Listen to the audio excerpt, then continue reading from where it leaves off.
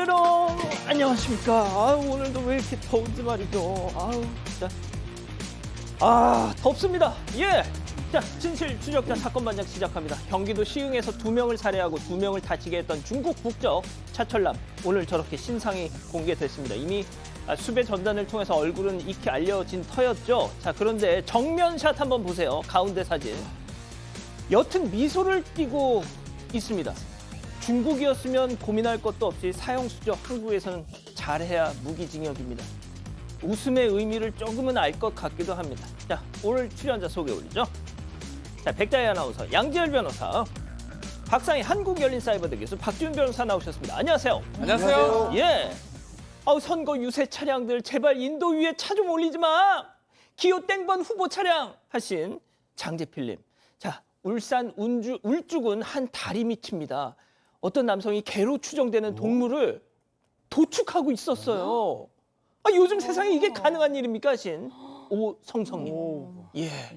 자, 서울 1호선입니다. 심청이 마냥 신발 가지런히 벗어두고 맨발을 올려놨어요. 어떤 교육을 받고 자라면 저러고 살까요, 하신 천안의 김문민님. 자, 잠실 야구장인데요. 치어리더 응원석 바로 밑에 와서 특정 자세를 취할 때만 저렇게 찍고 있어요. 신고했습니다, 하신 김경민님. 자, 축구하다 쇄골 골절돼서 수술한 박규빈아 빨리 나와서 집에 좀 와라 하신 부산의 김경영님, 가양동의 장윤서님, 음성의 김흥열님, 모두 사랑합니다. 자, 재미는 물론 의리를 함께하는 아세사반 뉴스 750. 대한민국과 전 세계 동포 가족 여러분의 시선을 모아서 출발합니다.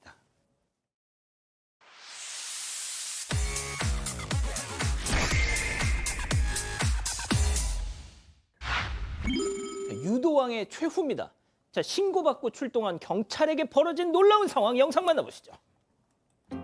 자, 한 남성 출동한 경찰한테 딱 보더니 꾸벅 인사합니다. 자, 아무튼 경찰한테 자초지종 막 이런저런 얘기를 하는데 가지런히 손 모으고 말하던 남성 갑자기 조금씩 흥분을 하더니 야, 쳐봐 막 머리를 들이대면서 발광을 하더니 경찰한테 갑자기 하씨, 야, 나 왕년의 유도왕인데 너 나랑 한판 뜨자. 경찰 잡고 바닥에 맺히려던 그때 저 경찰 뒤에 있는 경찰 보세요. 자, 테이저건을 이제 만질 때가 됐는데, 자, 테이저건을 조준하고 갑자기 그때 찌익 하니까 그 순간 피카츄가 돼버리더니 풀썩 넉다운이 됐습니다. 검거가 돼야지 뭐 어쩌겠어요.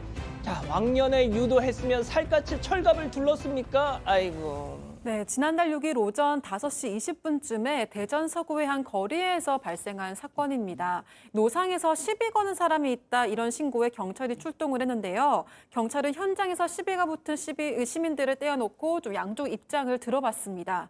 그랬더니 근데 그 과정에서 그 술에 취한 남성이 자신이 아닌 다른 사람의 인적 사항을 이야기하면서 또 경찰과 실랑이가 붙었는데요. 난동을 부리기도 했습니다. 또 내 이야기를 안 들어준다면서 경찰에게 욕설을 하고 주먹을 휘두르기도 했습니다.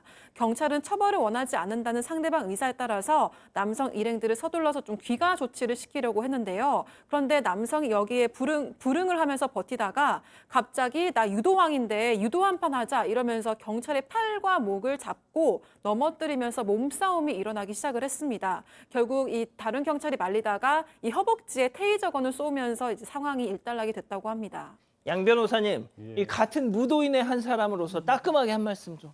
일단 저는 무도인까지는 아니고요. 근데 무도인은 아니지만 제가 봤을 때 저 사람 유도왕이 아닐 가능성이 굉장히 높아 보입니다. 주먹 드는 모양새며 이 파고드는 게 전혀 유도한 사람 같이 안 보이는데, 아무튼 그게 중요한 게 아니라 일단 공무집행 방해로 지금 불구속 송치됐다고 하는데 저게 뭐 하는 짓입니까? 경찰에서 밝힌 게 이런 겁니다.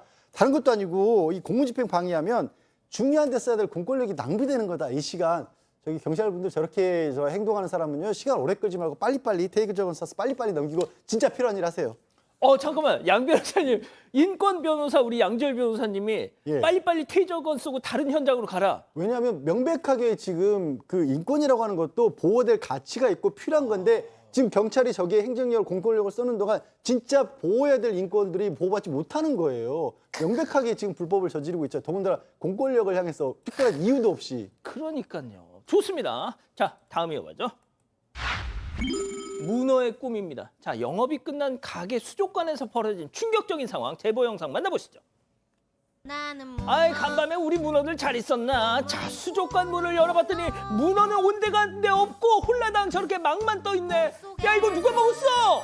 자, 니모를 찾아서가 아니라 문어를 찾아서 CCTV를 봤더니 스르르 뚜껑 열고 오. 앞다리가 쏙 꾸물꾸물. 자, 한참 밑으로 떨어졌어. 착지했어. 안녕히 계세요. 세일러문처럼. 자, 꾸물꾸물 필사의 탈출. 난 살고 싶다. 교수님, 네. 제발 바다로 잘 갔다고 해주세요. 그러게요. 이걸 똑똑하다고 해야 될지 기특하다고 해야 될지 모르겠는데 15일 부산 기장군에서 해산물 식당을 운영하는 제보자 가게에서 벌어진 일이에요. 아침에 앞가게 사장님한테 전화가 왔습니다. 문어가 수족관에서 탈출해서 제가 잡아놨습니다. 라고 그러시는 거예요. 그래서 놀라가지고 CCTV를 봤더니 이제 저런 일이 벌어졌는데 문어 2마리가 어망에서 탈출해서 수족관에서 탈출해서 무려 20m나 간 겁니다. 그래서 앞가게 사장님이 그거를 알고 이렇게 잡아뒀는데요. 사실은 문어가 이렇게 탈출을 종종 한다고 해요. 근데 이제 수족관을 잘 잠그고 가야 되는데 직원이 실수로 잘 잠그지 않아서 일어난 일이라고 하셨습니다. 자, 문어회 관별사 우리 네. 박준 변호사님. 문어찜도 좋아합니다. 예. 예. 비록 잡기는 했어요. 네. 자, 근데 저 사장님이 그냥 관상용으로 수족관에다 다시 넣어뒀다고 제발 해주세요. 아, 그럼 너무 좋은데 한 번 나간 문어 아마 이 버릇이나 이 습성을 버리기 어렵다고 생각했던 것 같습니다. 어쨌든 많이 가지는 못했어요. 앞집 가게에 갔고요. 저 모습입니다. 앞집 가게. 아니, 이거 뭐야, 이거? 아, 저 모습이에요. 앞집 뭔가 가게. 익힌 것 같은데. 감사의 표시로 2마리를 드렸고요. 자, 앞집 가게에는 맛있게 잔인한 사람. 삶아서 이 문어를 그날 회식에 요리로 썼다고 합니다. 잔인해는 아니고요. 아, 이게 이미 박 변호사님 한 번 이렇게 밖에 나간 걸 갖다가 네. 다시 팔 수가 없잖아요. 그렇죠. 그런 거죠. 많이 돌아다녔고 그것도 있고 감사의 표시도 있는 거고요. 또 받았는데 그 앞집 가게에서 그 문어 뭐 키웁니까? 먹을 수밖에 없는 그런 상황 아닌가 싶어요. 반려문어. 예, 좋습니다. 자, 마지막 사연 이어갑니다. 자, 시어머니만 보면 울렁울렁입니다. 자, 집단지성의 판단을 받아보고 싶으시다면서 제보해 주신 사연 함께 들어보시죠. 안녕하세요. 남편과 함께 카페를 운영하고 있는 30대 여성입니다. 시어머니는 큰아들이 남편에 대해서 애정이 특히 많으신데요. 매번 우리 아들 하시면서 간섭을 심하게 하세요. 몇 년 전 가게가 어려워져서 시댁에서 금전적으로 도움을 좀 받은 이후로는 더 심해져서 집안일부터 가게 업무까지도 하나하나 다 간섭을 하십니다. 카페 일과 관련해서도 여기 배달비가 더 싸다면서 오랫동안 일해온 배달업체를 마음대로 바꾸려고 하시고요. 또 갑자기 전화하셔서는 손주 공부는 잘하고 있냐, 이제 초등학생이니까 제대로 공부시켜야지 시험을 몇 점 맞냐, 이런 이야기를 한참 하시기도 합니다. 그러다가 최근에 스트레스가 더 커진 일이 있었는데요. 어느 날 갑자기 시어머니와 시누이가 함께 저희 카페를 찾아오셨더라고요. 시누이가 남편이랑 한참 동안 보험 이야기를 나누더니 나중을 위해서 사망보험을 들어놔 이렇게 얘기를 하셨는데요. 그런데 그때 옆에서 시어머니가 듣고 있다가 갑자기 누구 좋으라고 드냐면서 역정을 내셨습니다. 바로 앞에 저를 쳐다보시면서요. 표정 관리가 안 되는 저를 보면서도 시어머니는 대수롭지 않게 여기셨는데요. 그 모습을 보니까 시어머니는 나를 싫어하시구나 이런 확신이 들었습니다. 그 이후로 시어머니 전화만 오면 속이 울렁거리고 심장이 벌렁거리는데요.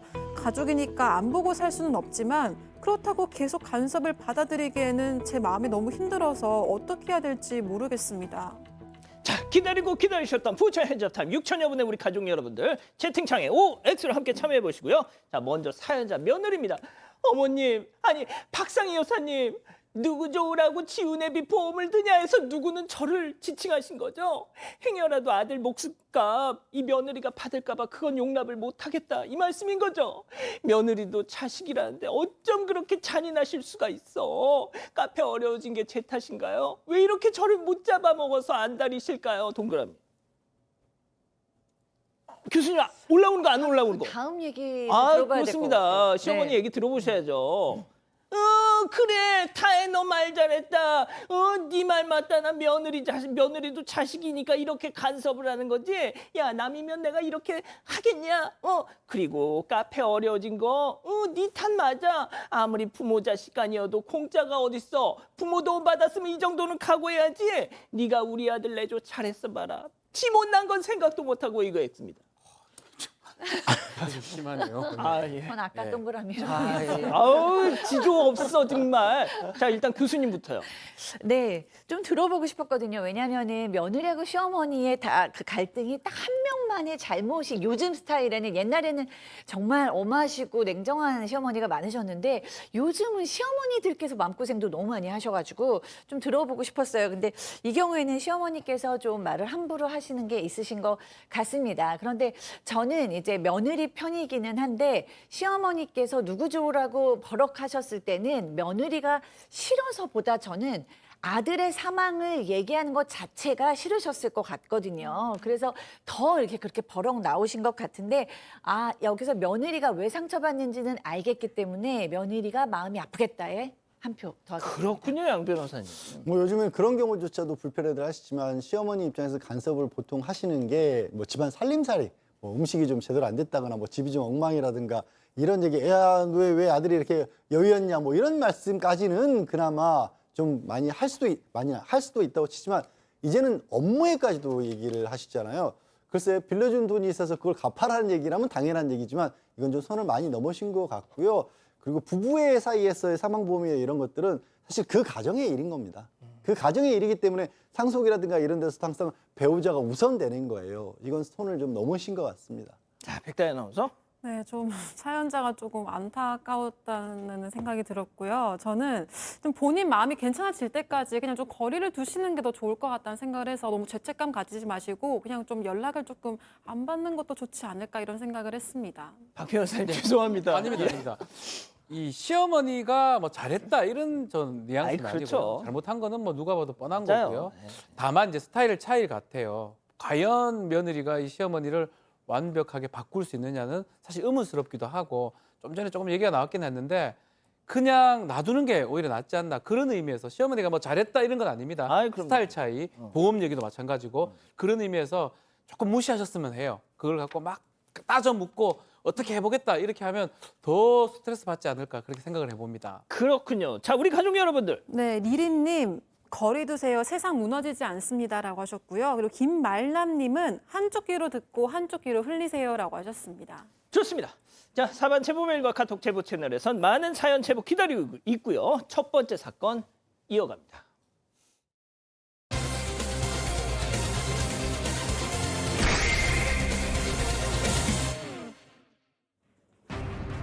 지난 5월 4일 낮 충북 충주의 한 아파트 앞입니다. 아파트 입주민이 경비원에게 주먹을 휘두르고 발길질까지 하는데요. 경비원이 필사적으로 도망치지만 입주민은 계속 쫓아가면서 폭행을 이어갑니다. 결국 다른 입주민들이 경찰에 신고하고 나서야 상황이 마무리됐는데요. 대체 이날 무슨 일이 있었던 걸까요? 정말 잊을만 하면 나오는 네. 경비원 폭행 사건. 또 올해도 여름에도 어김없이. 네, 그렇습니다. 피해를 입은 경비원분이 직접 제보를 주신 겁니다.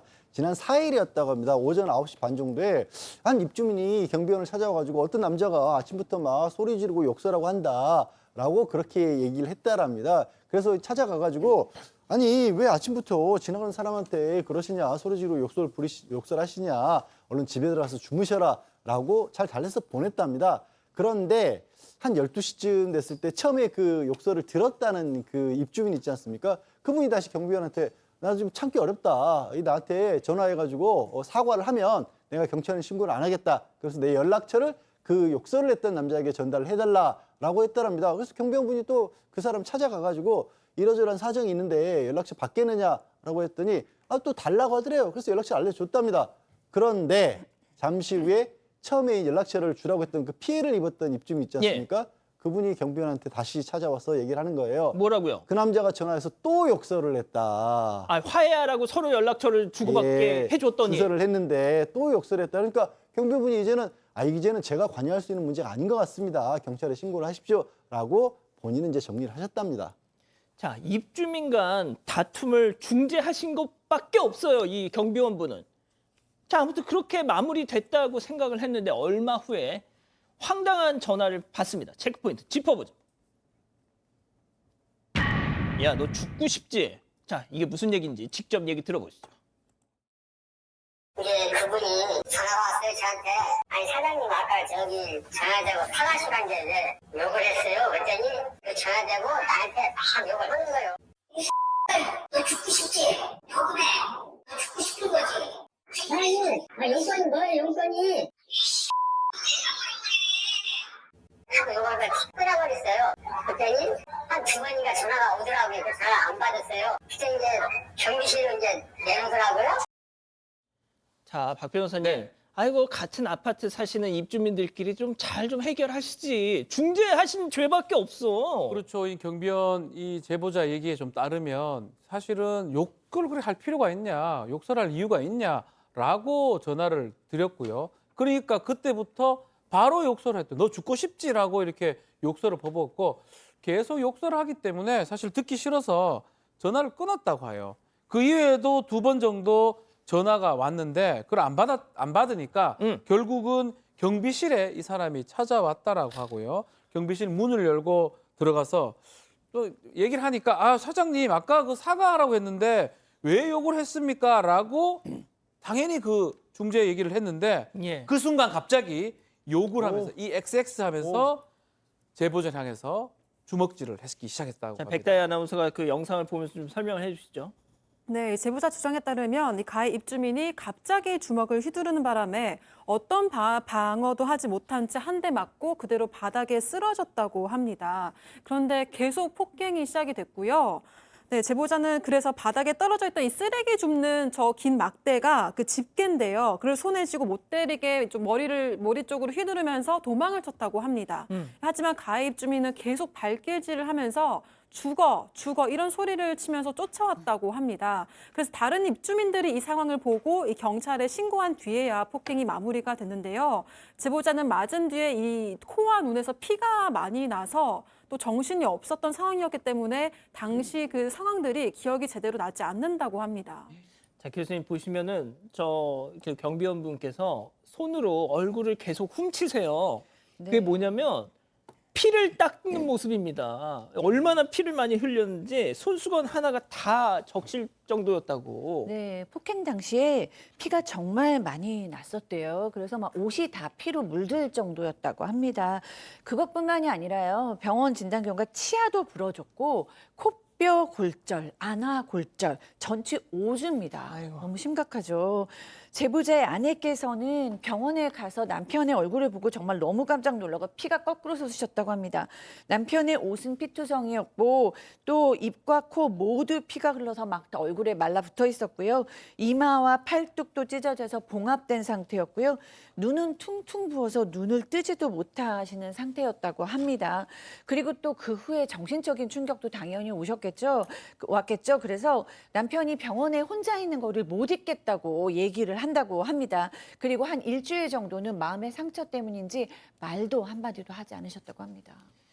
자, 이 제보자 경비원분께서는 지금도 이해가 안 되는 대목이 있다고 하십니다.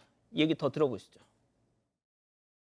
이제 그분이 전에는 지나가다가 뭐 음료수 하나 주고 귀도 주고 또 술 찾는다 만나면은 농담도 하고 인사도 하고 그랬거든요. 나는 그런 것을 TV에서만 봤는데 내가 이렇게 맞을 줄은 나도 꿈에도 생각 못했어요. 아니 내가 맞을 줄 했으면 뭐 그냥 내가 당했다고 맞아도 당했다 하지만은 맞은 것도 아니고 난 중개사를 했을 뿐인데 머리가 없고. 아니, 평소에 알고 지내는 사이였던 거예요? 이게 가장 이해가 안 되는 부분이에요. 뭐 사실 잘 몰라서 뭐 그런 행동을 했다 그러면 그나마 납득을 할 수 있는데 가장 이해할 수 없는 부분이 이겁니다. 평소 이 가해 입주민하고 얘기도 많이 하고 또 귤 같은 것도 나눠 먹고 인사도 자주 했는데 또 지금 보면 갑자기 다가와서 폭력을 행사한 거거든요. 납득하기 어렵고 실제로 병원 갔는데 저 경비원 잘라라 이런 얘기를 했다고 합니다. 저 가해 입주민이 평소에 친무 관계가 있는데도 불구하고. 그리고 또 충격적인 아니, 거는 저 짓을 해놓고 죄송하다가 아니라 잘라라라고 자르라고요. 했고요. 또 충격적인 거는 다른 또 경비원한테는 또 웃으면서 인사도 하고 잘 지낸다 그래요. 아, 지금요? 예, 그런 부분을 봤을 때는 이런 상황이 이해가 안 된다고 합니다. 양 변호사님 정리 좀 해주시죠 좀. 일단 저 사람은 이제 상해죄로 경찰에 입건이 됐고 다음 주 조사를 한다라고 하는데요. 저 사람이 처벌도 당연히 대가를 치러야겠지만 문제는 이 경비원분이 받으신 상처가 너무 큰 겁니다. 퇴직하시고 한 6년 5개월 정도 경비원으로 일을 하셨는데 그동안에 입주민들하고 뭐 사이도 좋았고 나쁜 일도 없었다라고 해요. 근데 문제가 이렇게 되다 보니까 원래는 70세 정도까지도 일을 하실 계획이었는데 그게 될 수 있을지 걱정이라는 게 당장 저분이 이제 돌아오면 저 입주민하고 또 마주쳐야 하는 그런 상황이지 않습니까? 그리고 또 하나 이해가 정말 안 되는 부분이 뭐냐면 원래 다퉜던 다른 입주민한테는 욕설만 한 거예요. 그런데 그거를 중간에서 중재를 했던 자기를 이렇게 폭행을 한 거지 않습니까? 아무래도 이거 경비원이라고 그렇게 본 것 같다라는 게 또 큰 상처가 되신 것 같은데 저도 그렇게밖에는 생각이 안 돼요. 그렇게밖에는. 자 교수님, 네. 그러니까 이게 뭐랄까 저런 걸 보면 아 어떻게 저렇게 자기 분노 조절이 안 될까 싶기도 하지만 보세요 아까 얘기 들으셨죠? 네. 같이 막 싸웠던 그 입주민한테는 이것만 했지 물리력을 행사하진 않았다지 않습니까? 예? 네, 저희가 분노 이제 조절 잘 되는 거예요. 자기보다 강한 상대를 만나면. 그렇죠. 그러니까 이제 이 사람은 충동 조절 장애인데 약한 사람. 그러니까 이제 뭐 아무래도 연세도 조금 더 있으시고 또 경비원은 이제 내가 뭐 좀 쉽게 내가 내는 관리비로 월급 관리비로 받는다 뭐 월급 이런 거죠. 뭐. 받으시니까 뭐 내가 내 화풀이를 좀 쉽게 받아줘야 되지 않나라는 아주 잘못된 당위성을 갖고 계시는 것 같아요. 그래서 너무너무 정말 억울하신 경비원들이 많으신 거 우리가 여러 번 다뤘잖아요. 이 사람이 뭐 정서적으로 뭐 사실은 분노 조절 장애인지 저는 약간 조울증인가 이런 생각도 했었고 낮술을 마셨나 이런 생각도 들었는데 전치 5주면 너무 심각하잖아요. 그렇기 때문에 이 경비원께서 다시 돌아가셔서 이 사람을 이렇게 맞닥뜨리는 건 정말 해서는 안 될 것 같아요. 와서 정말 사과를 하게 한다던가 아니면 그 사람을 안 볼 수 있는 어떤 방법을 처리하지 다시 그렇게 이건 2차 가해이기 때문에 경비 그 관리사무소 차원에서도 좀 막아줘야 되지 않을까 하는 생각이 듭니다. 그러니까요.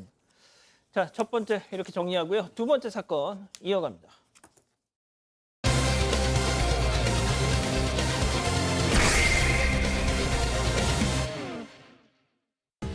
관광지로 유명한 절에서 제사 음식을 재사용한다는 제보가 들어왔습니다.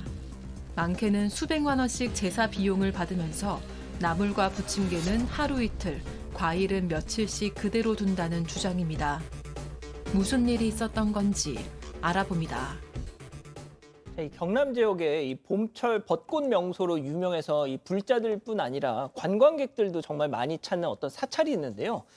여기에서 이 수많은 뭐 조상님들이 이 기막혀 하실 일들이 벌어지고 있다면서 스님이 제보를 주셨어요. 네, 맞습니다. 제보자가 스님인데요. 경남 지역에 있는 한 절에서 좀 황당한 장면을 목격하고 더 이상 여기에는 못 있겠다 싶어서 떠났다가 이거는 그냥 넘어가서는 안 되겠다 싶어서 사건 반장에 제보를 해왔다고 합니다. 제보자에 따르면 이 절은 관광지로도 정말 유명해서 이 단체 관광객들도 많이 온다고 하는데요. 그중에는 좀 연세가 있으신 어르신들이 많아서 이 봉안당에도 관심이 많다고 합니다. 그런데 이 제보자는 이 절에서 행해지는 일들을 알고 나면 절대로 제사를 부탁을 하거나 이 봉안당에 모시려 하지 않을 것이다 이렇게 주장을 했는데요. 제보자는 내게도 부모가 있지만 아버지, 어머니를 절에 모셨는데 이런 일들이 행해졌다는 걸 나중에 알게 된다면 얼마나 화가 났을까 싶었다 이렇게 전했습니다. 이 절에 오기 전에 수행을 위해서 여러 절을 갔지만 이런 곳은 처음이었다고 하고요. 또 이 내용은 내부에서 폭로를 하지 않는 한 이 외부에서는 절대 알 수가 없는 내용들이라고 합니다. 그렇죠. 이 내부 폭로가 아니면 절대 알 수 없는 내용들. 이 스님도 처음에는 모르셨대요. 자, 그런데 뭔가 수상하다. 이 눈치를 챈 계기가 있었다는 거죠. 그 얘기 직접 들어보시죠. 과일을 제가 있으면서 딱 한 번을 먹었는데 그 스님 보고 그랬어요. 아니 왜 과일을 좀 안 주느냐고 하니까 과일을 내보고 사 먹으라는 거예요. 그래가지고 아니 무슨 절에서 과일이 남아도는 게 과일인데 저렇게 많은 과일을 어떻게 하는데 과일을 사먹느냐고 하니까 말을 안 하더라고 처음에는. 아니 그런 게 어딨냐고 그러면서 이상한 거 생각이 들어서 이야기를 하다니까 본인이 이제 이야기를 하는 거예요. 과일 중에서 메론은 껍데기가 상당히 단단합니다. 그래가지고 자기가 메론을 옮기려고 그랬는데 손가락이 쑥 들어가더라는 거야. 자, 그러니까 막 과일이 산더미처럼 이렇게 쌓여 있길래 저거 좀 나 좀 먹자 했더니 띡! 뭐 이랬다는 거 아니에요. 네, 제보자 주장에 따르면 이제 월간 계획표에 제사 일정이 쫙 적혀 있는데 하루에 2개 정도 있는데 많을 때 4개도 있다고 합니다. 그러니까 뭐 1년에 한 번씩 지내는 기제사도 있고 뭐 사식구제도 있는데 어쨌든 이렇게 제사를 치르고 나면 과일이 많잖아요. 또 제사가 막 하루에 2개, 4개면 얼마나 많겠어요. 그래서 과일을 좀 나눠 먹자라고 얘기를 했대요. 그랬더니 과일 먹고 싶으면 사 먹어라라고 얘기를 하길래 너무 이상해가지고 그다음부터 도대체 과일을 어떻게 처리하길래 사 먹으라는 얘기가 나오나 그러고 봤더니 제사 때마다 영정사진하고 위패만 바뀌고 뭐 수박, 멜론, 사과 이런 거 그냥 그대로 계속 썼던 겁니다. 아, 박 변호사님이 좀 네. 이건 좀 감별을 해주셔야 될 것 같은데. 자, 이제 지금 저게 메론 꼭지입니다. 꼭지인데 이 꼭지가 여러 날에 촬영이 됐지만 이 독특한 메론 꼭지 모양이 계속 반복되고 있고요. 사과 익은 모습도 비슷해요. 약간 위치 변경들은 있어 보이긴 한데 왠지 계속 사용했을 가능성도 높아 보이고 글씨 같은 경우는요. 스티커를 붙였다 뗐다 이렇게 하니까 가능한 측면도 있다고 합니다. 결정적인 게 있어요. 동료 스님한테 이제 들은 얘기인데 동료 스님이 껍질을 그 메론 껍질 두껍지 않습니까? 예. 그걸 잡는 순간에 손가락이 훅 들어갔답니다. 아, 물컹. 메론은 그렇게 들어갈 수가 없어요. 완전 딱딱한데. 네, 메론은 너무 딱딱합니다. 뭐 손가락이 소림산 뭐 무술하는 것도 아니고 스님이 쑥 들어간 적이 있다는 얘기를 직접 들었다고 합니다. 그렇다면 이거는 제대로 된 멜론이 아니다라고 판단한 것입니다. 자, 그러니까 이 돌아가신 분들 이제 절에 모시면서 가족을 대신해서 정성껏 뭐 제사를 드려달라 이렇게 부탁을 한 겁니다. 당연히 돈을 드리면서 말이죠. 자, 그런데 이 제사상에 올라간 과일이 며칠씩 그 자리를 지키고 있었다. 심지어 메론이 그냥 껍질이 훅 들어갈 정도다. 자, 과연 몇 번 정도 이렇게 재사용을 했던 걸까요? 체크포인트 짚어보죠. 10번. 자, 제보자가 동료 스님과 나눈 충격적인 대화 내용 더 이어서 들어보시죠. 내일 막지가 있는데 과일은 그대로 남으니까 몇 개 하나 봐봐. 몇 개를 한번 세봐봐. 그게 지금 과일 한번 올려놓고 몇 번 썼지? 3번, 2번, 3번 정도 5번. 6, 7, 9, 10. 10번 하거든. 잘 안 걷어. 원칙은 걷어야 되는데 안 걷어서 한 말이 없었어, 원장들이. 부침개도 그걸 또 그냥 오전에 제사 지내고 그대로 놔놓고 오후에 또 제사 지내려고 도자기로 양쪽에 딱 씌우더라고. 근데 이제 그 피디님은 주인이 와가지고 그냥 밥이나 한 그릇 꺼주고 몇 사람이 먹고 가는 그 상판에 치우지도 않고 그렇게 해가지고 밥먹으라 하면 먹겠습니까? 하면요. 우리도 인간이 막 화가 나는데 돌아가신 분들은 말 없다고 사실은 눈에 안 보이는 게 최고 무서운 거예요. 와, 이 지금 제보자 스님께서는 정말 화가 나셨네요. 화가 많이 나셨어요. 이건 아니다. 그렇죠. 이제 이분은 진짜 스님으로서 이제 신실하신 것 같습니다. 믿음이 있으신 것 같은데 이런 상황이었던 거예요. 그러니까 과일은 단단하니까 위에 몇 개만 이렇게 새로 사람들이 가족들이 오거나 그러면 내주고 맨 위에만. 맨 위에만 아까 보시면요 밑에는 이렇게 테이프 같은 걸로 고정을 시키기 위해서 단단하게 묶여 있어요. 아마 그런 이유도 있을 것 같은데 그리고 나머지는 냉장고에 넣어놨다가 다시 쓴다는 거예요. 그러니까 10번 쓴다라는 얘기가 나온 거고 그리고 나머지 뭐 새로 이 가족들 오면 내놓는 게 그냥 탕국하고 밥 정도만 새로 진짜 준다는 거죠. 밑에는 테이프로. 감아놨잖아요. 안정적으로. 아. 그러니까 저거는 이제 넘어지지 말라고 한 것이겠지만 원래 목적은 수도 있겠지만. 예, 수도 있겠지만 그냥 바꾸는 거 위에 거만 바꿀 수도 티가 안 나니까 그럴 것이고 그러니까 저렇게 과일만 그러는 게 아니라 두부같이 좀 단단한 거 있죠. 이거는 부서질 때까지 쓴다. 그다음에 나물이나 전같이 좀 빨리 상하는 거 이거는 그냥 하루 이틀 정도 보자기 씌워놨다가 그냥 그 정도 쓰고 또 버린다라는 건데 좀 전에 들으신 것처럼 화가 정말 많이 나셨어요. 세상에 가족들이 정성으로 올리는 건데 이걸 이렇게 하면 어떻게 되냐. 그건 눈에 안 보이신다고 해서 그 돌아가신 분들이 이건 못 보는 게 아니다. 이건 이제 본인의 주관이지만 오히려 그 안 보이는 돌아가신 분들이 더 중요하고 무서운 거다. 이렇게 말씀하신 겁니다. 박 변호사님 네. 이렇게 제사 지내거나 사십구제 같은 거 비용이 상당하지 않아요? 그게 문제예요. 뭐 모형으로 했고 뭐 돈이 같으면 큰 문제가 없는데 일단 1년 한 번씩 하는 기재사 같은 경우는 지금 40만 원 정도 받는다 그러고요. 지금 49제 할 때 7번 정도 상을 차려줍니다. 요거는 700만 원을 받아요. 그리고 초제 막제 이게 제사 같은 거 하면 500 정도를 받아요. 금액이 다 차이가 있습니다. 상을 차릴 때마다 돈이 더 많이 들거든요.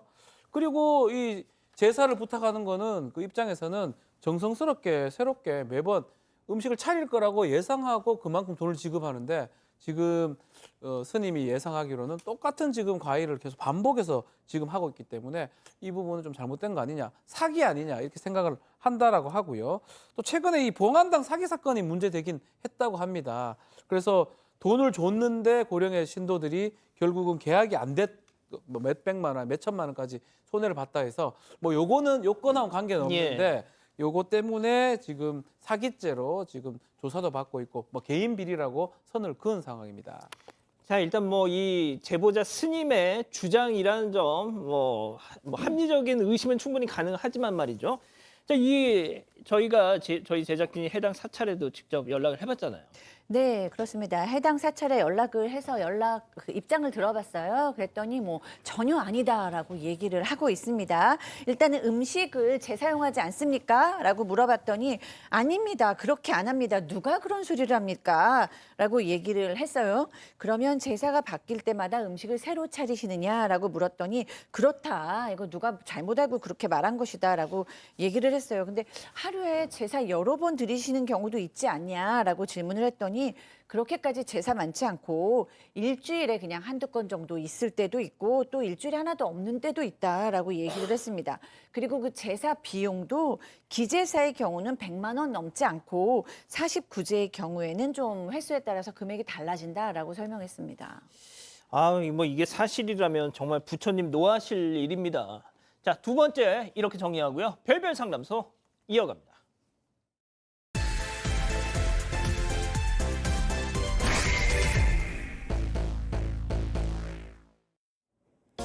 한 사주 카페에 남녀가 나란히 앉아 있습니다.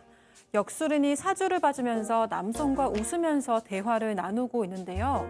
그런데 옆에 앉은 여성의 표정이 영 못마땅합니다. 커플 같기도 아닌 것 같기도 한 두 사람. 이들 사이엔 무슨 일이 있었을까요?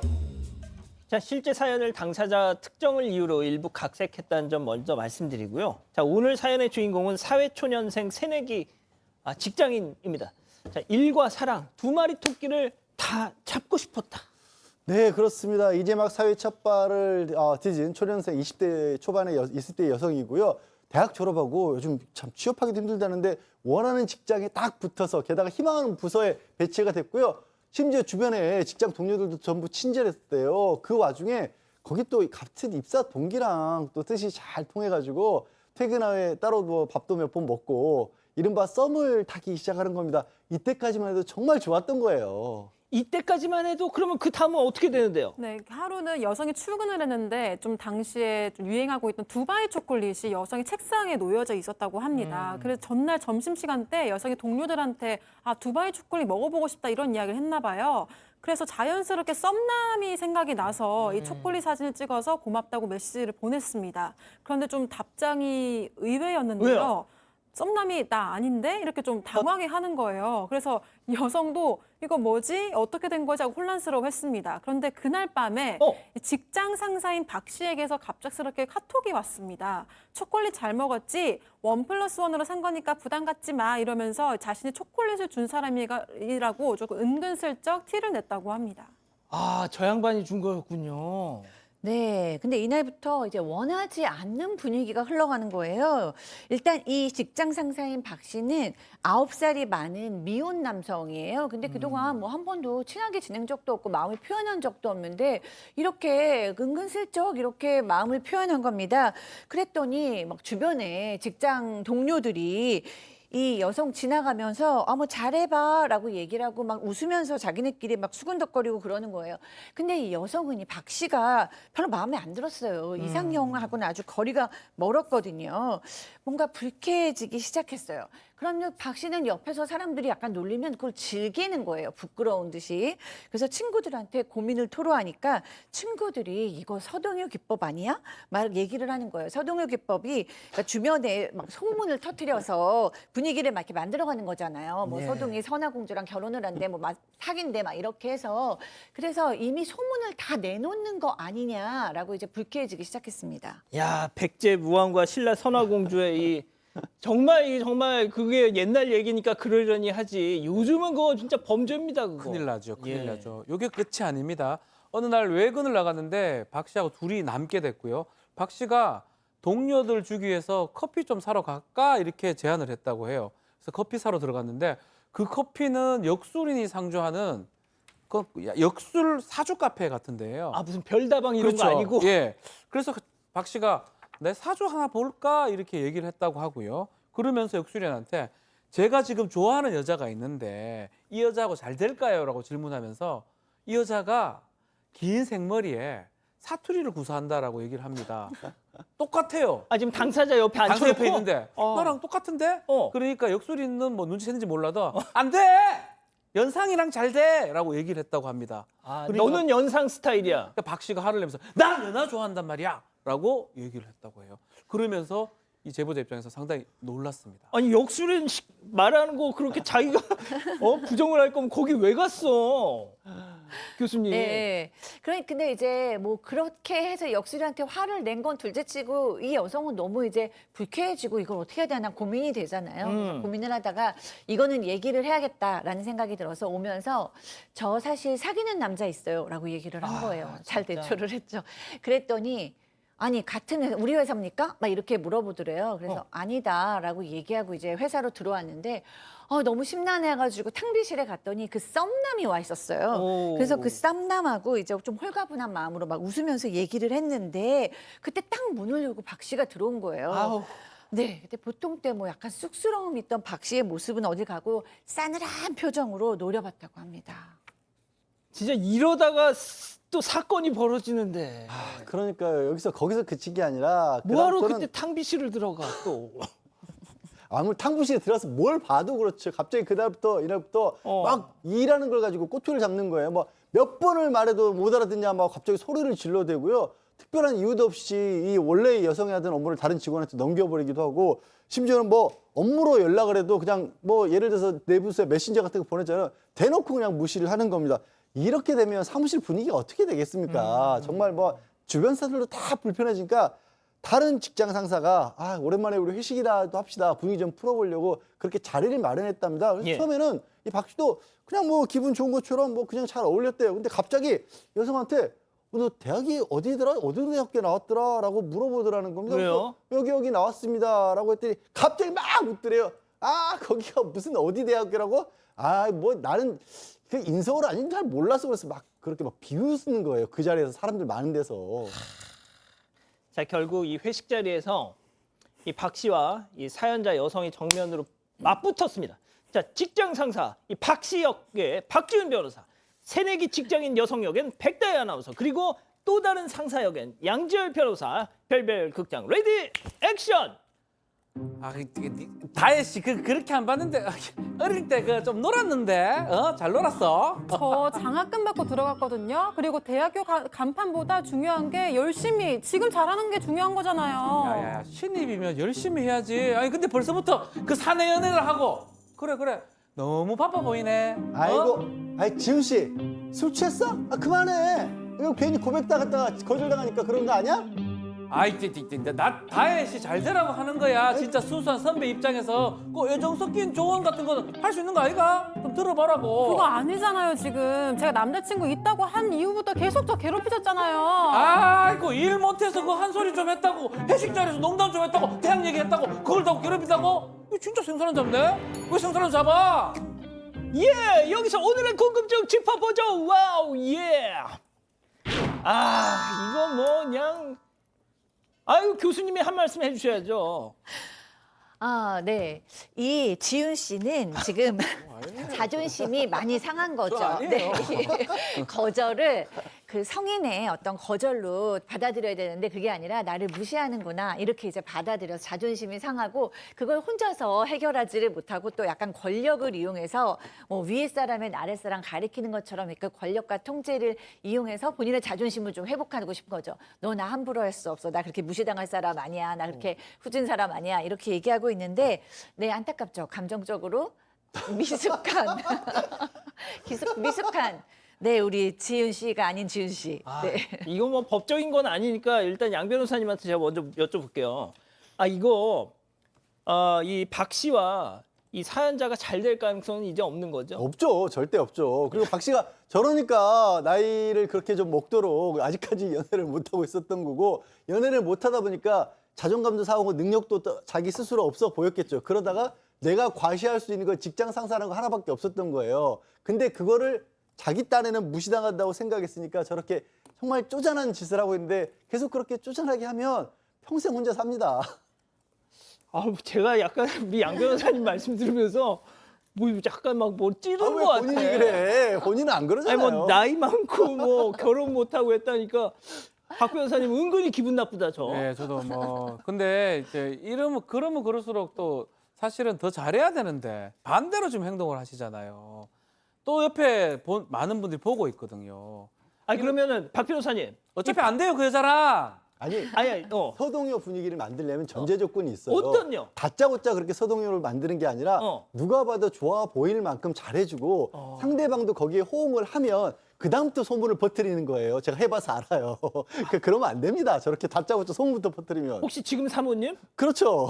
그러니까 처음에 잘 안 되는 게 되는 경우는 저는 없다고 보거든요. 안 되는 거예요, 처음부터. 그걸 억지로 만들려고 하다가 무리수를 뒀고요. 서동요 작전. 더더군다나 그렇게 또 안 된다고 생각하니까 더 무리하게 이렇게 하는 거는 직장 내 괴롭힘의 가능성도 저는 있다고 생각이 들어요. 좀 더 강하게 하신다면 절대로 하면 안 됩니다.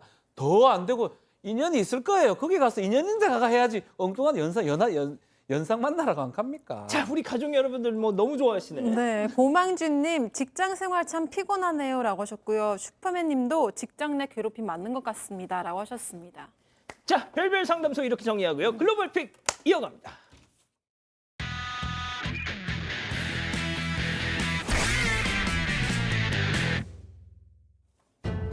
네, 이 거대한 건축물은요, 650년 전에 명나라 때 세워진 명중도 고루입니다.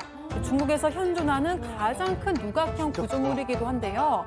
그런데 지붕 기와가 이렇게 조금씩 떨어지더니 순식간에 와르르 쏟아져 내립니다.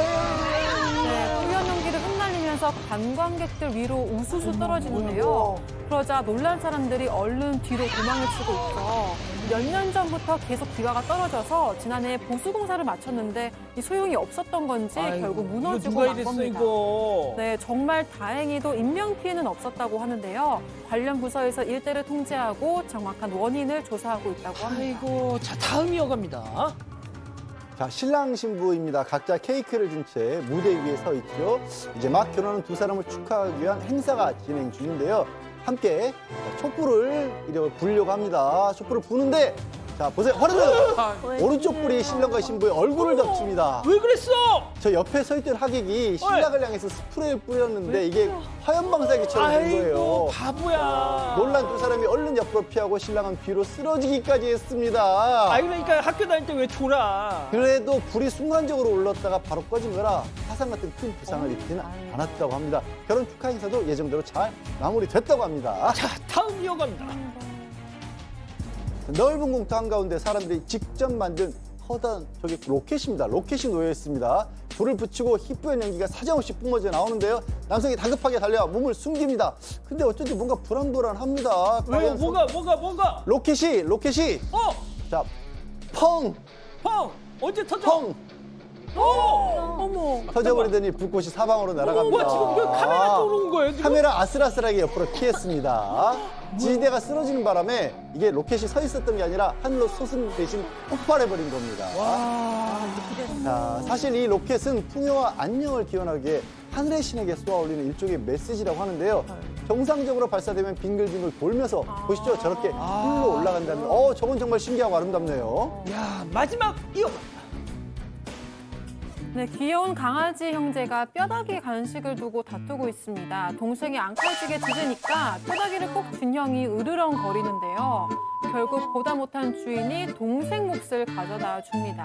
오. 네, 그런데 남의 떡이 더 커 보였는지 설마? 동생의 뼈다귀를 이렇게 좀 슬쩍 빼앗는데요. 동생이 얼른 형의 뼈다귀를 가져오죠. 헤헤. 하지만 며칠 뒤에 2차전이 벌어지고 말았다고 하는데요. 아, 또 둘이 다퉈서 주인이 뼈다귀를 던져줬는데 이 욕심쟁이 형이 이렇게 딱 이렇게 또 쳐버립니다. 네, 동생이 화를 내거나 말거나 놈이야, 저거. 그냥 먹기 바쁜데요. 매번 형에게 당하는 동생이 너무 안쓰럽기도 하네요. 아이, 나쁜 개다. 자, 이렇게 정리하고요. 잠시 뒤에 돌아옵니다.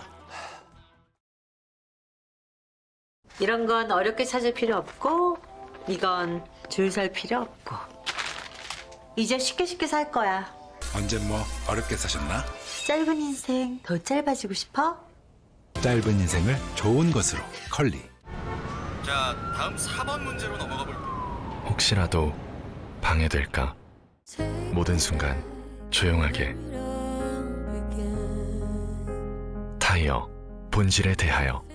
넥센 타이어. 센시아 효과 봤죠? 아침엔 다리가 가볍고 오후엔 붓지도 않고 잠잘 때도 안 아프니까 정말 좋아요. 정맥벽을 건강하게 센시아. 다리가 편안하니까 하루가 달라지네요. 센스 있게 센시아. 딸, 뭐? 여보, 허리. 매일 듣는 말인데 마음처럼 잘 안 되죠? 이제 세라젬이 나설 차례. 우리 가족 척추관리 의료기기. 세라젬으로 집에서 쉽게. 세라젬. 예, 사랑하는 사건반장 가족 여러분, 행복한 밤 보내십시오. 저희는 내일 대선 후보 TV토론 중계 관계로 찾아뵙지 못합니다. 정말 죄송하다는 말씀 올리면서 자, 다음 주 월요일 저녁 7시 50분에 다시 오겠습니다. 안녕히 계십시오.